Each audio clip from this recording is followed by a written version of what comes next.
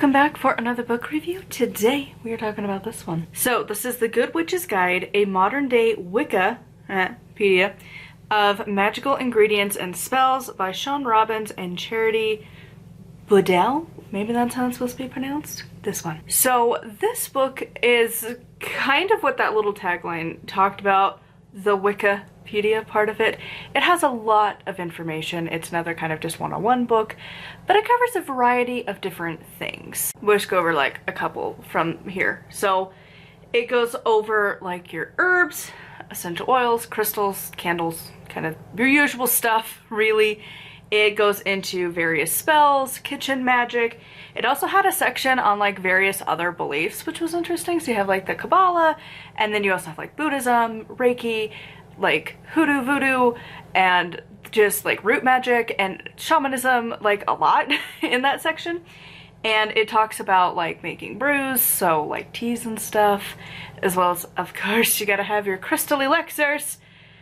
We'll get there. But yeah, so there's a lot of stuff in here. I gave it a 3, and out of my 3s, it's on the good side, but it's still a 3. So it's okay of a book. It's kind of honestly a bit of a dry read because it's like, it's a dense book for being so small.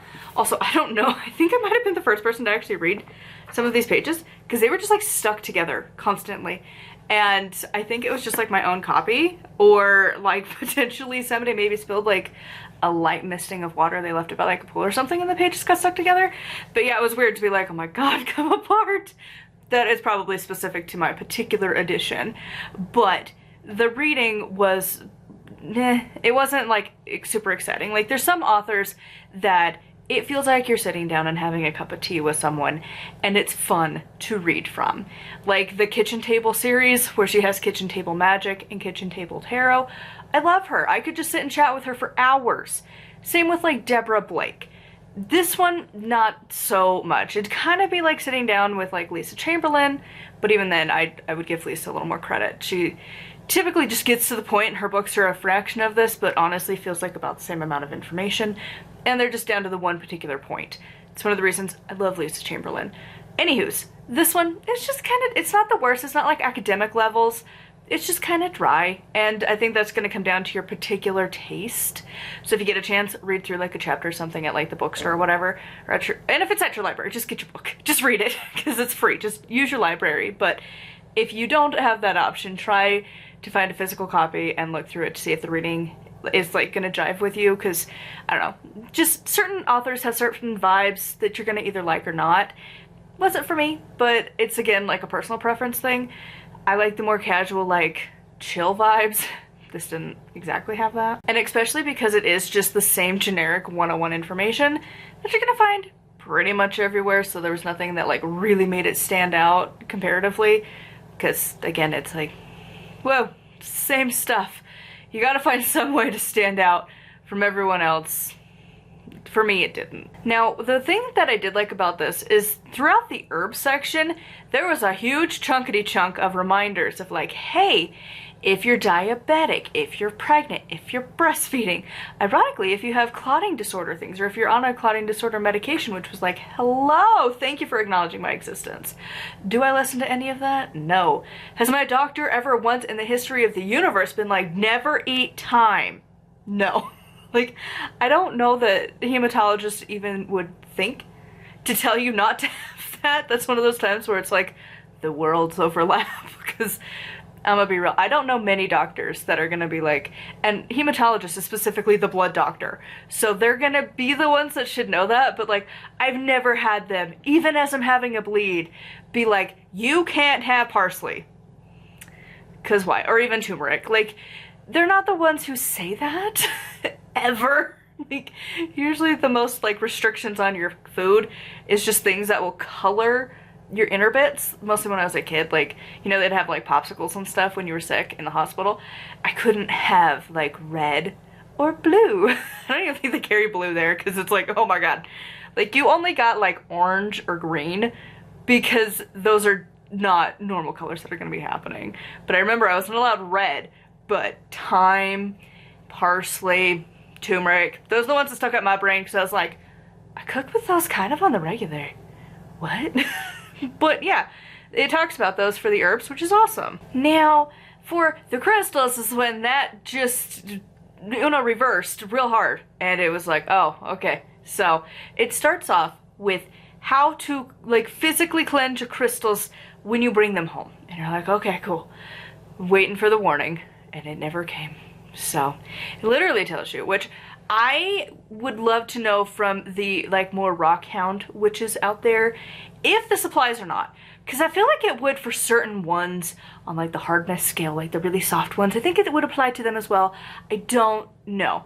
But obviously certain ones like selenite, you're not going to wash it anyways. But it tells you to take your crystals and wash them in soap. I don't think you're supposed to for most of them. Now, I'm gonna be real. If you use found rocks, like I like to do, because like crystals are nice, don't get me wrong, but sometimes budgeting which needs happen, and you gotta go get rocks just out in the wild. Those suckers have lived through everything. They don't care.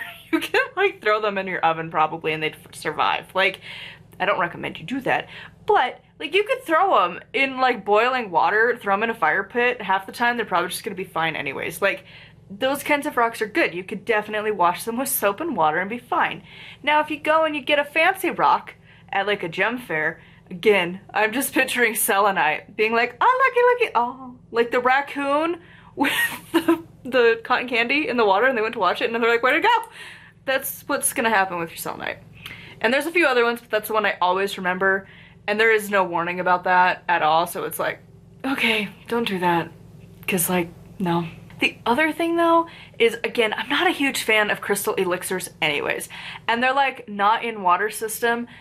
I'd still like, why? Like, there's such an easier method. They're like, you gotta get a big bowl and then a littler bowl, and you put in the little bowl, you put your rocks, and then you put the water around it or something. And I'm like, why are you making this so complicated?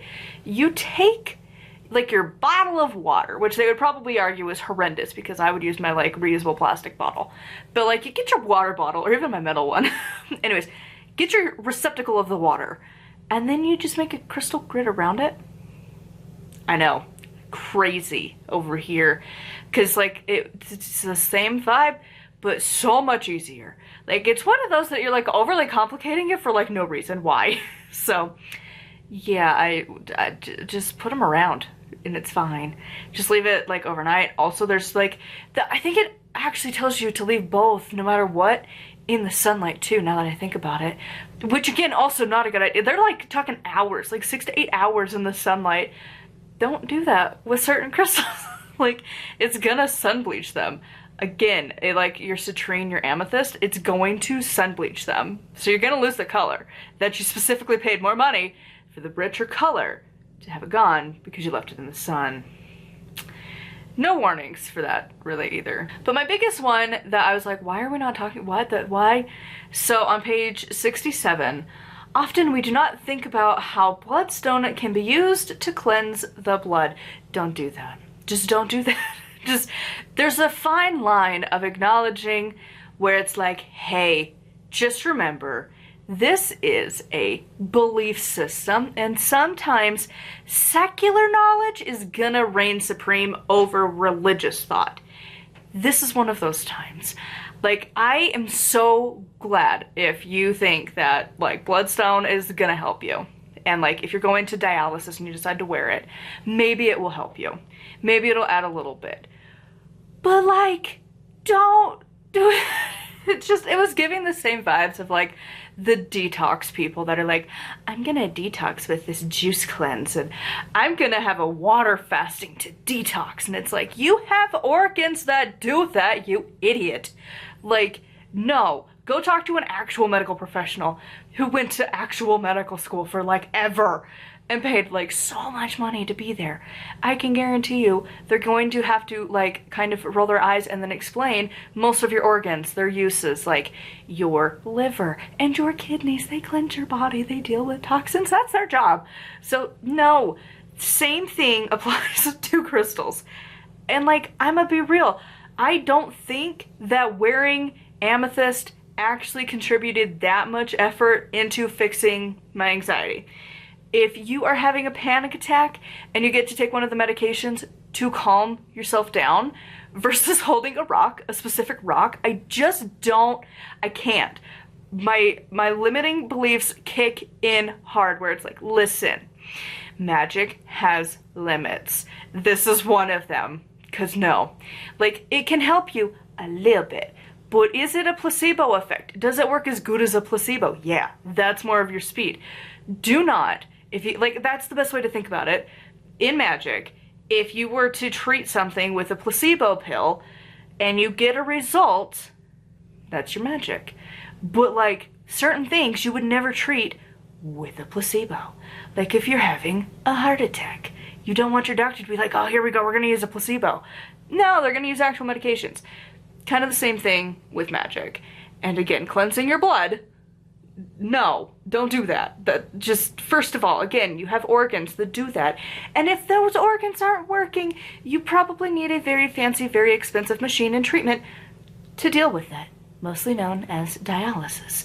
And then waiting for somebody to give you an extra organ to be like, here, buddy, let's try and keep you alive. Not a rock. Am I having black and white thinking over that? Probably. And like some of them, I feel like I can be like, it's fine. But again, placebo. Of like, you know, if I just combine enough placebos for the same issue, surely one of them will work, right? Whether it's like working on meditation and like working on visualization and like you're drinking this specific tea. I have more like faith in herbs and food than I do rocks for like making an actual substantial difference. Because again, even if it does work, it's going to be on such a low level that you should actually do treatment. And again, for stuff like this, like I could see if you're depressed, you're trying to find everything, you're combining like wearing certain rocks with drinking certain teas that you've approved with your doctor and having like medications and treatments and different things, sure.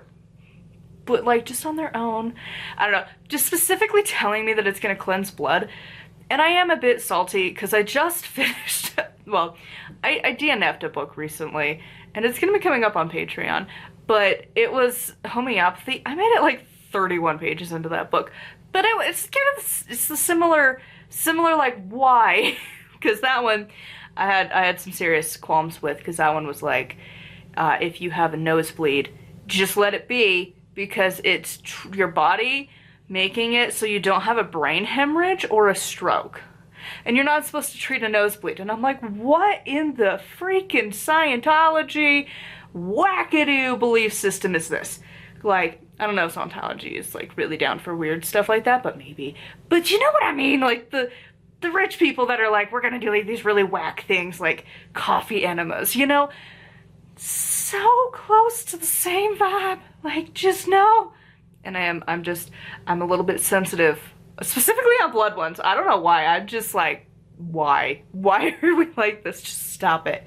So when this book is like, oh, but bloodstone, it's gonna cleanse your body. Just like, no. Of course, there's no conclusion, but there was sources at least, so it had that going for it. There's also a lot of contributing authors that just was kind of like, okay, whatever. So I would recommend this book if you are a beginner witch. Just know that you're gonna need to do a bit more research. Again, do not assume that having bloodstone as a necklace is gonna like fix whatever toxins that I guess you're trying to cleanse out of your body. Like, just don't do that. Also be careful leaving crystals in sunlight and putting them in water.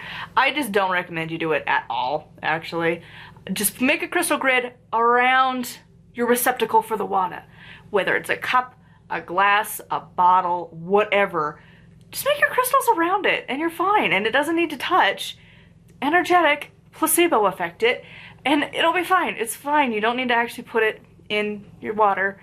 You're good. So anyways, needless to say, it's these books. It took me a minute to get through this one because it was long and I was just like, oh my god. So anyways, I'd love to know your thoughts on this one in the comments down below. As always, a huge thank you to my patrons. If you would like to support me and get access to exclusive stuff, I have my audiobooks, extra books.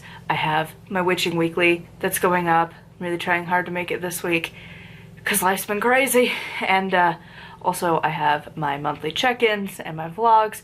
There's just a lot going on Patreon, so if you want to check it out, patreon.com/nightwillowcrafts. If you want to check out my books, they're always linked down below. And until next time, thank you for watching to the very end, and blessed be.